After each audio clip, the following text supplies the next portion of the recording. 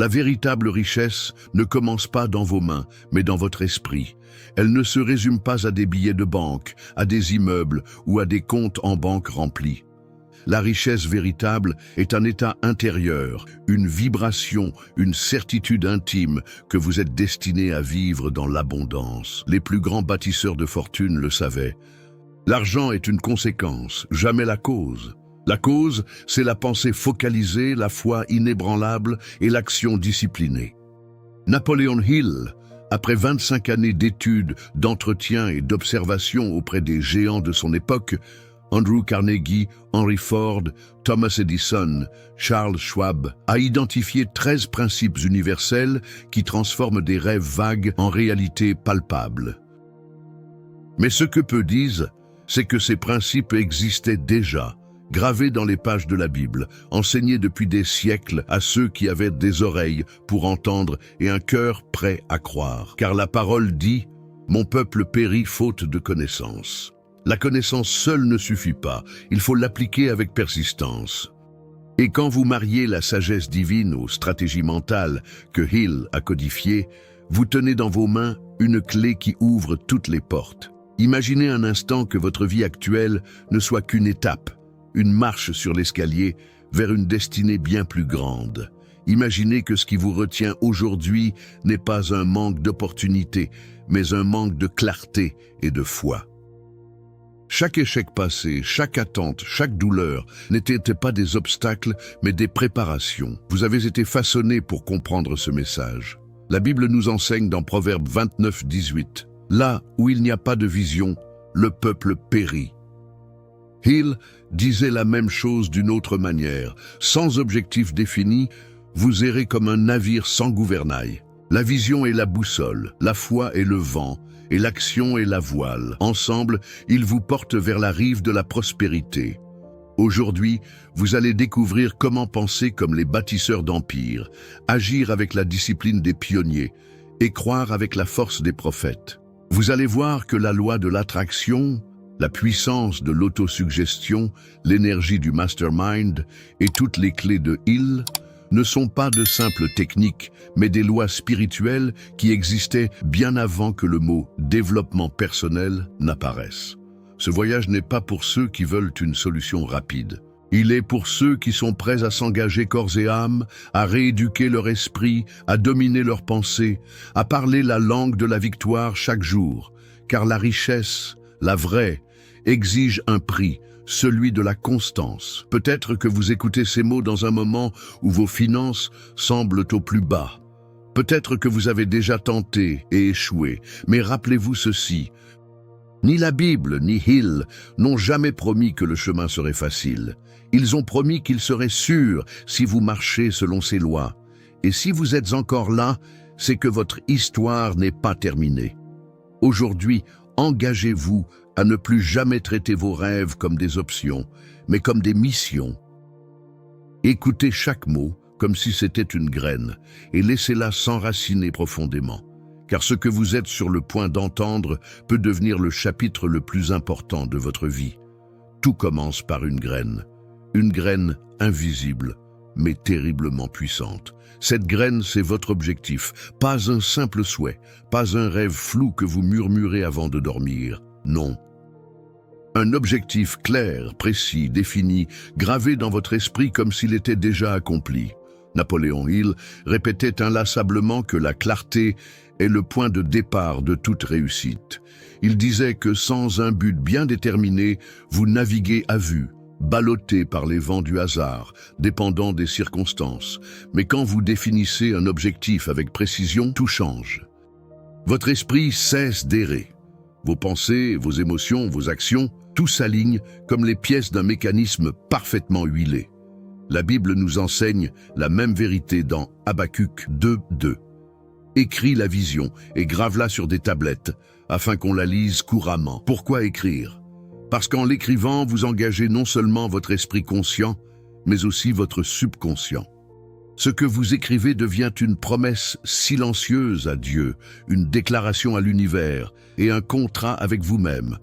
Lorsque Andrew Carnegie, l'homme que Hill a étudié pour la première fois, a commencé sa carrière, Il n'était pas l'homme le plus intelligent de son époque, mais il savait ce qu'il voulait, construire l'empire d'acier le plus puissant du monde. Et chaque décision qu'il a prise, chaque alliance qu'il a formée, chaque risque qu'il a accepté servait ce but unique. Sa fortune n'est pas née du hasard, mais de la fidélité à un objectif défini. Avoir un objectif, c'est comme planter une graine dans un sol fertile. Mais cette graine a besoin de lumière, d'eau et de protection. La lumière, c'est la foi qui l'entoure. L'eau, c'est l'action quotidienne qui l'alimente. La protection, c'est la discipline qui empêche les mauvaises herbes, les doutes, les critiques, les distractions d'étouffer votre vision. Beaucoup de gens échouent non pas parce qu'ils manquent de talent ou de ressources, mais parce qu'ils changent constamment d'objectif. Aujourd'hui, ils veulent lancer une entreprise. Demain, ils veulent changer de carrière. La semaine suivante, ils abandonnent pour suivre une mode. Cette instabilité mentale est l'ennemi de la richesse. La Bible nous avertit dans Jacques 1:8 « L'homme au cœur partagé est inconstant dans toutes ses voies ». Définir un objectif, c'est plus qu'écrire une phrase sur un papier. C'est décider que quoi qu'il arrive, quoi que vous ressentiez, quoi que disent les autres, vous resterez fixé dessus. C'est être capable de dire comme Jésus dans Luc 9:51. Il prit la résolution de se rendre à Jérusalem, malgré les oppositions, malgré les obstacles. Pour il, un objectif défini doit être accompagné d'un plan précis. Ce plan peut évoluer, mais l'objectif, lui, reste inébranlable. Pensez à Thomas Edison. Il avait un objectif clair, inventer l'ampoule électrique pratique et économique. Il a échoué plus de 1000 fois. Mais chaque échec n'était qu'une correction de trajectoire. Il ne s'est jamais dit « peut-être que je devrais inventer autre chose à la place ». Non, l'ampoule était son Jérusalem. Fixer un objectif précis déclenche un phénomène puissant dans votre cerveau, le système réticulé activateur. C'est comme un filtre qui commence à remarquer tout ce qui peut vous rapprocher de votre but. Vous commencez à voir des opportunités que vous ignoriez auparavant. Les bonnes personnes apparaissent, les bonnes idées surgissent. Mais tout cela ne se produit qu'une fois que votre objectif est défini et gravé dans votre esprit avec la force d'une certitude. Et voici un secret que Hill et la Bible confirment tous deux. Votre objectif doit être formulé de manière positive et affirmé, comme si c'était déjà vrai. Ne dites pas « je veux sortir des dettes ». Dites « je vis dans l'abondance et toutes mes dettes sont réglées ». Non, pourquoi ? Parce que votre esprit travaille avec des images et il attire ce sur quoi vous vous concentrez. Parler en termes négatifs ne fait que renforcer la réalité que vous voulez fuir. David, avant de vaincre Goliath, a proclamé sa victoire. Il n'a pas dit « j'espère que Dieu me sauvera ». Il a dit « aujourd'hui l'Éternel te livrera entre mes mains ». Et c'est cette audace déclarative que vous devez appliquer à votre objectif. Alors, comment définir votre objectif aujourd'hui? Asseyez-vous, écrivez-le clairement, en une seule phrase, visualisez-le chaque matin et chaque soir, relisez-le à haute voix, imprégnez-en votre esprit, et surtout, agissez chaque jour comme si c'était inévitable, car voici la vérité. Un objectif défini, soutenu par la foi et l'action, devient une prophétie autoréalisatrice. Ce n'est pas de la magie. C'est la loi. Et comme toute loi spirituelle et mentale, elle fonctionne pour quiconque ose l'appliquer sans se relâcher. Votre richesse commence aujourd'hui, à l'instant même où vous transformez un désir vague en un engagement précis. Le reste n'est qu'une question de temps. La foi n'est pas une idée vague, ni un simple sentiment que l'on ressent dans les bons jours. La foi, telle que Napoléon Hill l'a décrit, est une force consciente, construite, entretenue, nourrie par une discipline mentale quotidienne. Elle est, selon ses mots, l'élément qui transforme une pensée en une réalité matérielle.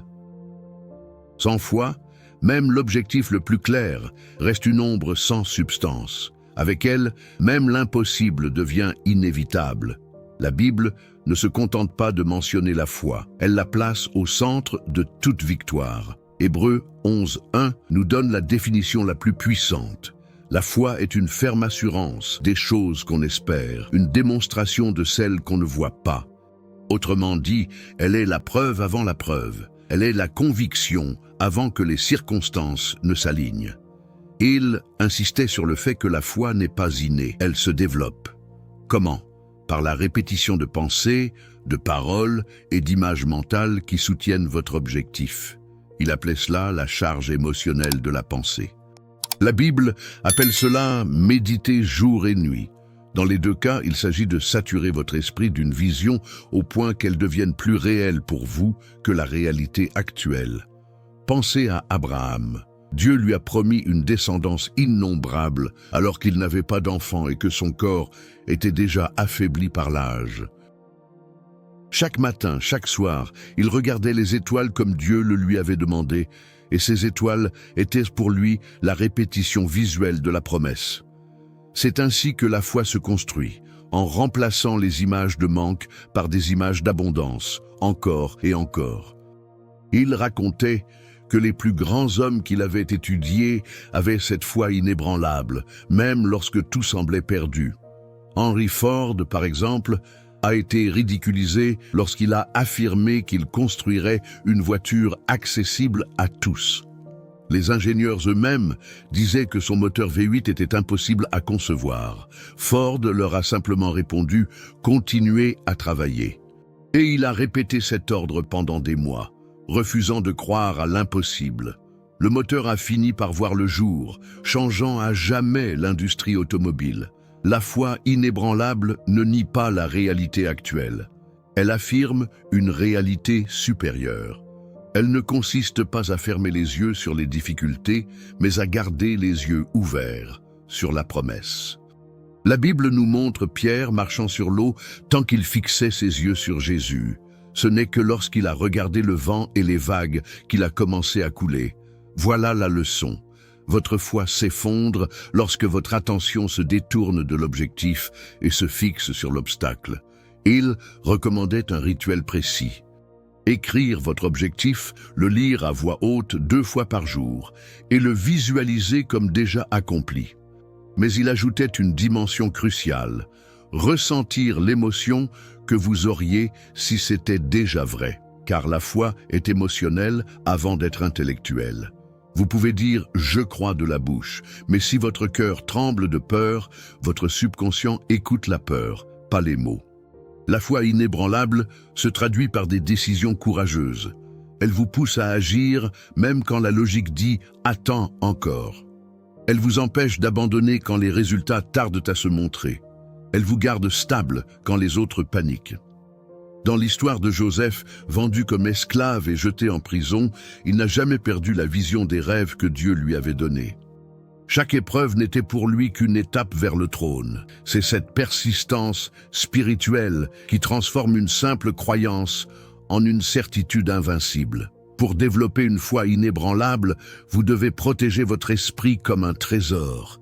Évitez les paroles négatives, même les vôtres. La Bible nous avertit dans Proverbe 4, 23. « Garde ton cœur plus que toute autre chose, car de lui jaillissent les sources de la vie. » Il disait la même chose autrement. Ne laissez entrer dans votre esprit que ce qui renforce votre but. Ce que vous tolérez mentalement, vous l'autorisez dans votre vie. Vous devez aussi vous entourer de voix qui amplifient votre foi. Les doutes des autres sont comme du poison. Même une petite dose, répétée, peut contaminer votre vision.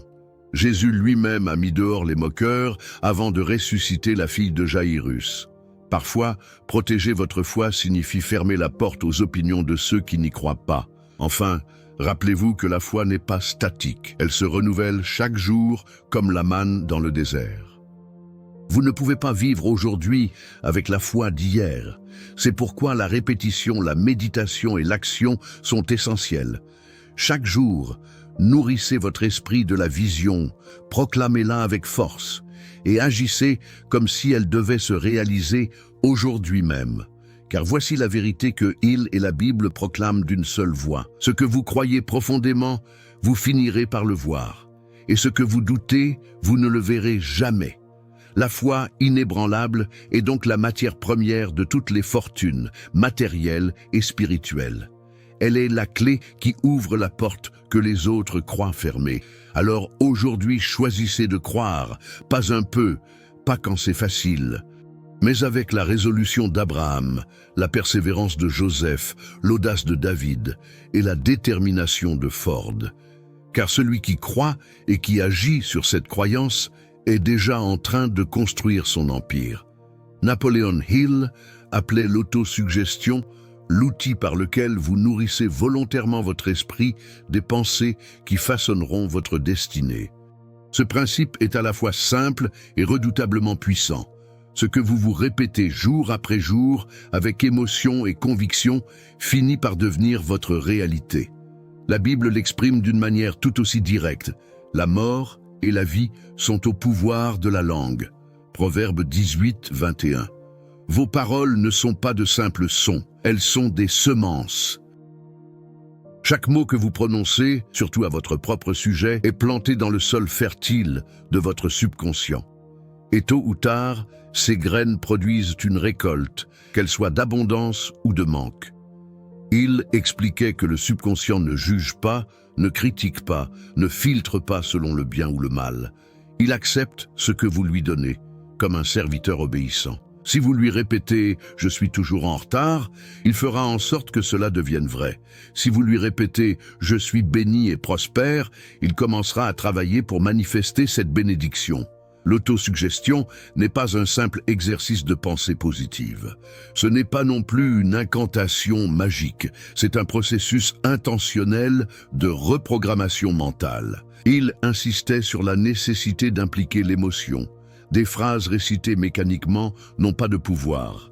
C'est la combinaison des mots et de l'émotion qui imprime une image durable dans votre subconscient. Prenons un exemple biblique. Josué, successeur de Moïse, reçoit cet ordre divin, que ce livre de la loi ne s'éloigne point de ta bouche. Médite-le jour et nuit pour agir fidèlement selon tout ce qui y est écrit.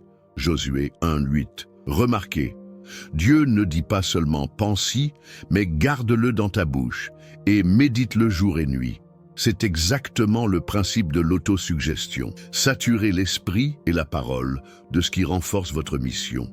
Les grands leaders que Hill a étudiés utilisaient ce principe, consciemment ou non. Thomas Edison, par exemple, ne cessait de répéter à ses collaborateurs qu'il trouverait une solution, même après des centaines d'échecs. Henry Ford déclarait qu'il fabriquerait une voiture pour chaque foyer américain à une époque où la plupart jugeaient cela ridicule. Ces déclarations répétées n'étaient pas de simples promesses. Elles étaient des commandes envoyées à leur esprit et à celui de ceux qui les entouraient. L'autosuggestion peut aussi devenir un piège si elle est utilisée inconsciemment dans le sens négatif. Chaque fois que vous dites « je n'ai pas de chance », « je suis nul en affaires » ou « rien ne marche pour moi », vous programmez votre esprit à confirmer ses croyances. Et votre subconscient obéissant va chercher des situations, des preuves et des expériences pour les valider. Pour utiliser l'autosuggestion de manière efficace, Hill recommandait une méthode en 6 étapes. Écrivez clairement ce que vous voulez atteindre. Déterminez ce que vous êtes prêt à donner en échange. Fixez une date limite pour atteindre votre objectif. Élaborez un plan précis pour y parvenir. Écrivez une déclaration concise combinant tous ces éléments. Lisez-la à haute voix 2 fois par jour, avec foi et émotion. Mais cette technique devient encore plus puissante lorsqu'on y ajoute la sagesse biblique. Liez vos affirmations à des promesses divines. Par exemple, si votre objectif est d'atteindre une prospérité financière, répétez « L'Éternel m'enseigne à prospérer et à réussir », inspiré d'Ésaïe 48:17. Si vous cherchez la guérison, proclamez « Par ses meurtrissures, je suis guéri », Ésaïe 53:5. Ainsi, vos affirmations ne reposent pas seulement sur votre volonté, mais sur une autorité spirituelle. L'autosuggestion est aussi une arme contre la peur. Lorsque Goliath se tenait devant l'armée d'Israël, il répétait chaque jour des paroles de menace, dans le but de programmer la peur dans le cœur de ses ennemis. Mais David, au lieu d'accepter ces paroles, a répondu par ses propres déclarations de victoire. Ce que vous tolérez dans vos oreilles, vous le tolérerez dans votre vie. C'est pourquoi vous devez créer un environnement sonore qui soutient vos objectifs. Écoutez chaque jour des enseignements, des paroles de foi, des messages qui élèvent votre esprit. Répétez vos affirmations non seulement le matin et le soir, mais aussi dans les moments où le doute tente de s'installer. Remplacez immédiatement toute pensée négative par une déclaration de victoire. Avec le temps, votre subconscient commencera à croire ces nouvelles affirmations comme il croyait les anciennes. Et lorsque votre subconscient croit, il déclenche des comportements, des décisions et des perceptions qui transforment votre vie. Souvenez-vous, vous ne pouvez pas parler de défaite et espérer la victoire. Vous ne pouvez pas proclamer la pauvreté et attendre la richesse. Vos paroles sont les architectes invisibles de votre avenir, et l'autosuggestion, utilisée avec discipline, est l'art de concevoir cet avenir jour après jour. Alors aujourd'hui, commencez. Écrivez vos affirmations. Dites-les avec émotion. Reliez-les aux promesses de Dieu et refusez de laisser sortir de votre bouche un mot qui contredit votre objectif. Car celui qui contrôle sa langue contrôle sa destinée. Napoleon Hill considérait le mastermind comme l'un des principes les plus puissants pour accumuler et maintenir la richesse. Il le définissait comme la coordination des connaissances et des efforts de deux personnes ou plus, travaillant en harmonie pour un objectif commun. Mais au-delà de la définition technique, le mastermind est une loi spirituelle et mentale, celle de l'accord, de l'unité et de la synergie. La Bible le confirme dans Ecclésiaste 4, 9, 10. Deux valent mieux qu'un, car ils retirent un bon salaire de leur travail. Car s'il tombe, l'un relève son compagnon. Dieu n'a jamais conçu l'homme pour qu'il accomplisse seul sa destinée. Même Jésus a choisi 12 disciples, non pas par faiblesse, mais pour illustrer que la mission s'accomplit plus vite et plus puissamment en équipe.